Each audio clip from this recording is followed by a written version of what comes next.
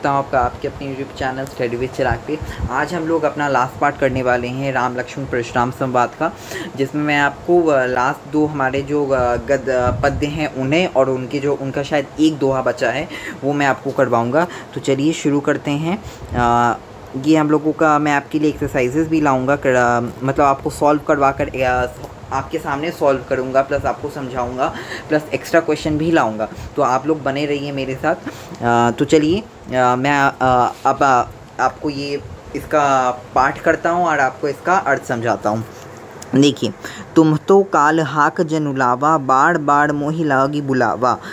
सुनत लखन के बचन कठोरा, परसु सुदाही धरऊ कर घोड़ा। अब जनी देवी दोसु मोहि लोगू, कटु बादी बालों को बद जोगू।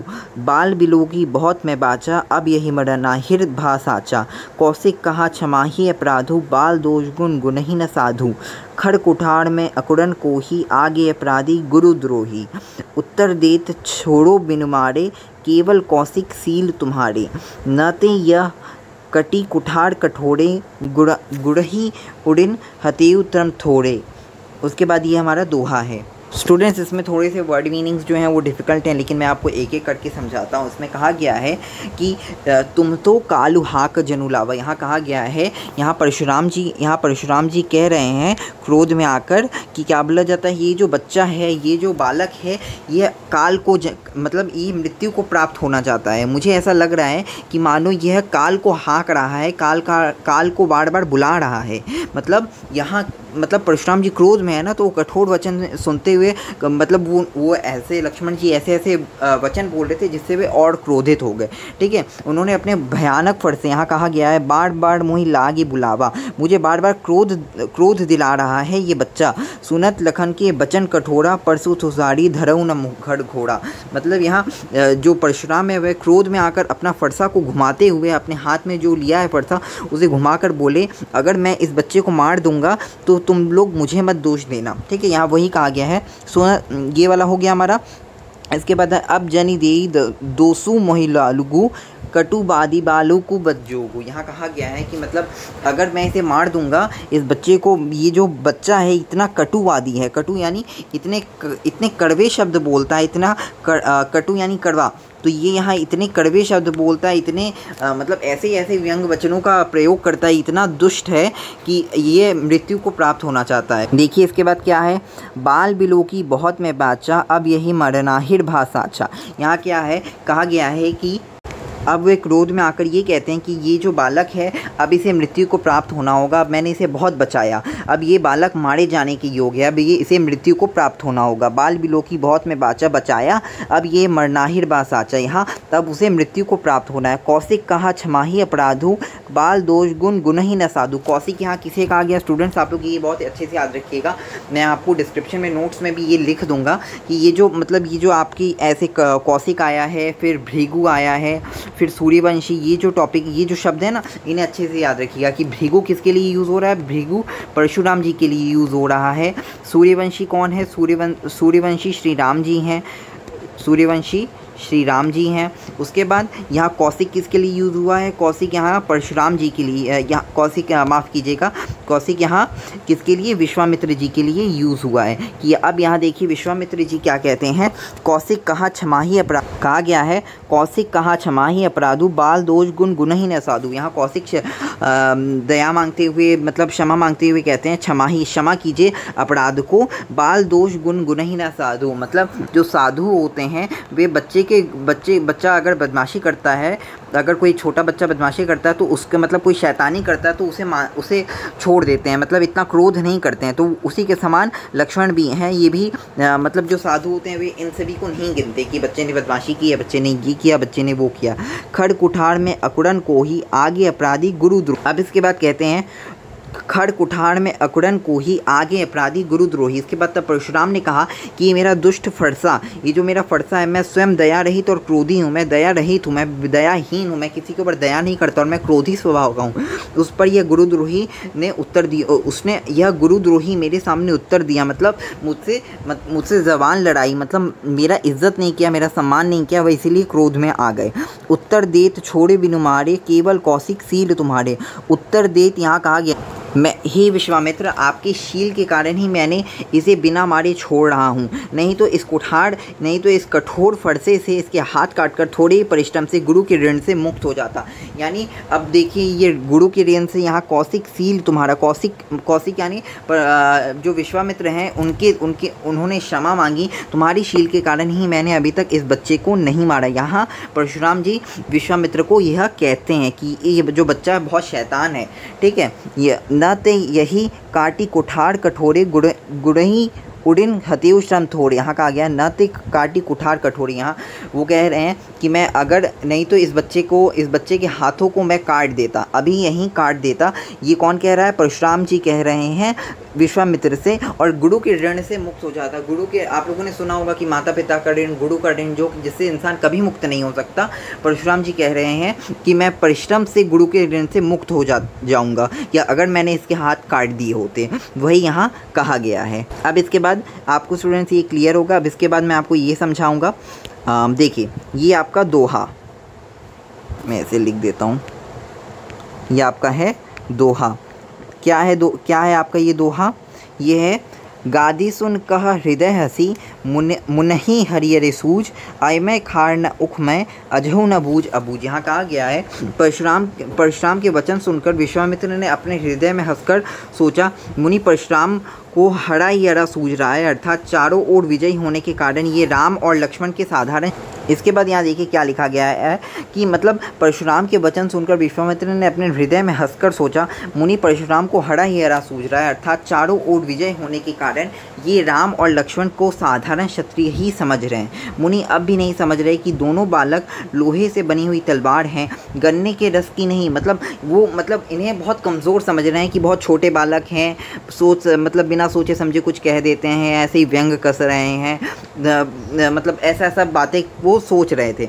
उसके बाद यहाँ परशुराम के वचन सुनकर विश्वामित्र हंसते हैं। आपका इस दोहा में यही कहा गया कि विश्वामित्र हंसते हैं। उन्हें मतलब वो एक सावन के हड़े की भांति हैं। यहाँ हम लोग ये कह सकते हैं, ये लक्ष्मण को साधारण क्षत्रिय मान रहे हैं, जबकि वो ये नहीं सोच रहे कि गन्ने की रस की भांति जो मुंह में लेते ही गल जाए। ठीक है, वो ऐसे नहीं है कि मुंह में लेते ही गल जाए। अर्थात राम लक्ष्मण सामान्य वीर न होकर बहुत पराक्रमी योद्धा हैं। राम लक्ष्मण कैसे हैं? राम लक्ष्मण बहुत पराक्रमी योद्धा हैं।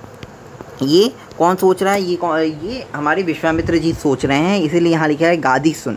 ठीक है, उसके बाद देखिए क्या है, उसके बाद सामान्य वीर तो ये है नहीं। मुनि परशुराम जी अज्ञानियों की तरह इनके प्रभाव को समझ नहीं पा रहे हैं कि मतलब ये इतने पराक्रमी वीर को कौन नहीं समझ पाएगा। स्टूडेंट्स, यहाँ आपको अगर गादी सुन में कन्फ्यूजन हो रहा होगा कि गादी सुन का मतलब होता है कि ये किसके लिए यूज़ होता है कि गाधी के पुत्र, गादी जो एक राजा थे उनके पुत्र हैं विश्वामित्र, अर्थात विश्वामित्र, इसीलिए यहाँ गादी सुन कहा गया है। मतलब जैसे आप लोगों ने देखा कि भृगसुत है, भृगकुल केतु है और सूर्यवंशी, ये जो है ऐसे ही यहाँ मतलब जो दोहे होते हैं, जो पद्य होते हैं, उनमें ऐसे ही यूज़ किया जाता है। देखिए, अब चलिए हम लोग अपना आखिरी काव्यांश करते हैं। चलिए, मैं इसका पहले आप सभी के लिए पाठ करता हूँ।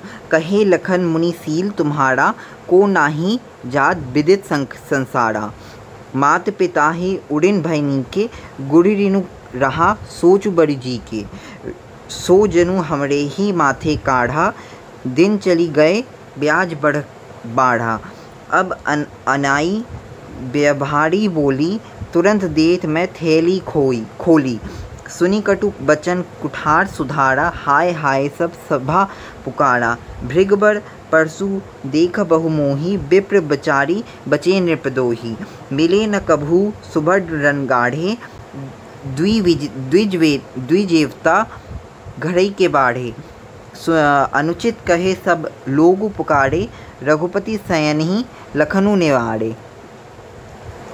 अब इसके बाद हमारा दोहा है, लखन उत्तर आहुति सरिस, भृगबड़ कोपु कृसानु, बरत देखी जल सम बचन बोले, रघुकुल भानु। अब इसमें देखिए क्या कहा गया है, कहे लखन, यहाँ मतलब लक्ष्मण परशुराम जी से कहा, हे मुनि, आपके शील स्वभाव के बारे में कौन नहीं जानता। कहा, लखन मुनि सील तुम्हारा, को नाही जान विदित संसारा। मतलब आपकी शील के बारे में कौन नहीं जानता, पूरा संसार आपकी शील के बारे में जानता है। मात पिता ही उड़न भैनी के, गुड़ी रिनु रहा, कहा गुरु रहा सोच बरु जी की। आप तो माता पिता के ऋण से अच्छी तरीके से मुक्त हो गए, अब केवल गुरु के ऋण शेष रह गया है, बच गया है, जिसका आपके जी पर बड़ा बोझ है। मतलब आप बहुत बोझ मान रहे हैं कि अभी तक मैं गुरु के ऋण से मुक्त नहीं हुआ हूँ। सो जनु हमरे ही माथे काढ़ा, दिन चली गए ब्याज बड़ काढ़ा। तो आप उसका वो जो ऋण है आपके माथे पर है और बहुत दिन बीत गया है, इसका ब्याज बहुत चढ़ गया है। मतलब आपने अगर किसी को पैसा दिया और फिर उसने आपके ऊपर और भी ब्याज लगा दिया, यानी इंटरेस्ट लगा दिया, वही यहाँ कहा गया है उसने आपके ऊपर और ब्याज लगा दिया, तो वही कहा गया है उसने आपके ऊपर और ब्याज लगा दिया। बहुत दिन बीत गए और इसके ऊपर अब ब्याज चढ़ गया है, तो अब किसी हिसाब करने वाले को लाइए तो मैं तुरंत थैली खोलकर सारी धनराशि दे देता हूँ। मतलब यहाँ वो ऐसे ही बात करते हैं, उन्हें भड़काने मतलब एक तरीके से कहते हैं, तो मैं तुरंत थैली खोलकर धनराशि दे देता हूँ। लक्ष्मण के कटु वचन सुनकर जब परशुराम को अपना फरसा संभाला तो सारी सभा हाय हाय करके पुकारने लगी। मतलब वो इतने कटु वचन, फिर से लक्ष्मण ने क्या शुरू किया, फिर से लक्ष्मण ने शुरू किया अपने सारे कटु वचन। और इसे सुनकर क्या हो गया, इसे सुनकर सारा सभा जो है यहाँ क्या, एक मिनट मैं ऐसे इरेज कर देता हूँ फिर आपको समझाता हूँ। देखिए यहाँ क्या कहा गया है, कुठार सुधारा हाय हाय सभा पुकारा। यहाँ सारी जो सभा थी वह हाय हाय करने लगी, यह देखकर कि मतलब परशुराम जी को भी कैसे, मतलब परशुराम जी कैसे थोड़े से अचंभित हुए ना, कि मतलब एक छोटा सा बालक मुझे परास्त करने का क्षमता रख। स्टूडेंट्स देखते हैं, मैंने आपको यहाँ तक बताया कि सभा हाय हाय करने लगी।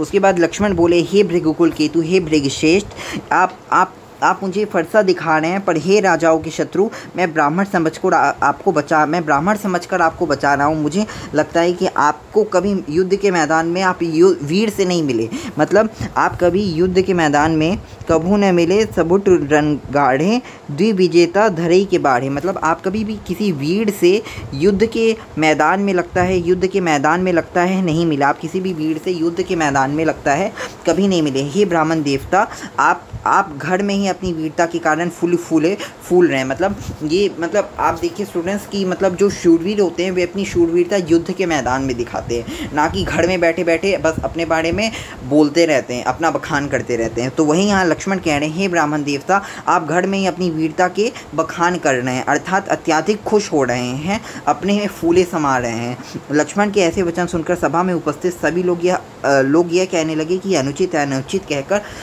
कहकर पुकारने लगे। मैं आपको दिखाता हूँ। अब देखिए यहाँ सभी लोगों ने क्या किया, सभी लोगों ने इसे अनुचित माना। सभी लोगों ने इसे क्या किया, सभी लोगों ने बोला कि यह अनुचित है, अनुचित माना। देखिए यहाँ लिखा है, अनुचित कहे सबु लोग पुकारे, रघुपति सयनी लखन न्यारी। यहाँ कहा गया कि रघुपति जो श्री राम है उन्होंने आँखों में लक्ष्मण को क्या कहा कि अब तुम चुप हो जाओ, उन्हें रोक दिया, आँखों में लक्ष्मण को रोक दिया कि अब तुम चुप हो जाओ। अब यहाँ जो ये दोहा है स्टूडेंट्स, देखिए इस दोहा का क्या अर्थ है। यहाँ है कि क्या बोला जाता है, लखन उत्तर आहुति सरिस भृगबर कोपु कृशानु। यहाँ क्या है, लक्ष्मण के उत्तर परशुराम की क्रोधाग्नि में आहुति, मतलब अब यहाँ आग जल रहा है तो यहाँ हम लोग घी के समान आहुति डालते हैं ना, कि वो जो आग है वो और भी प्रज्वलित हो और भी अच्छा हो, कि उसी प्रकार यहाँ लक्ष्मण के जो उत्तर है वो जो परशुराम का जो क्रोध है उसमें क्रोधाग्नि की आहुति के समान काम कर रहा है। इस क्रोधाग्नि को बढ़ते देख सूर्यवंशी श्री राम, यहाँ है कि बढ़त देख कि जल सम वचन बोले रघुकुल भानु। यहाँ ये रघुकुल भानु यानी श्री राम, मतलब जो सूर्यवंशी श्री राम है वह इस चीज़ को देखते हुए क्या करते हैं, इस चीज़ को देखते हुए लक्ष्मण के वचनों से विपरीत जल के समान शांत करने वाले वचनों, मतलब जो परशुराम जी के क्रोध को शांत करे, जल के समान शांत करने वाले वचनों का प्रयोग करते हैं और उन्हें शांत करने का प्रयत्न करते हैं। कि परशुराम जी से लक्ष्मण से क्षमा मांगने की विनती करने लगे कि परशुराम जी, लक्ष्मण जी ने जो भी व्यंग कहा, जो भी आपके ऊपर कटाक्ष किया, उसके लिए उसे क्षमा कर दे, वह तो एक बालक है।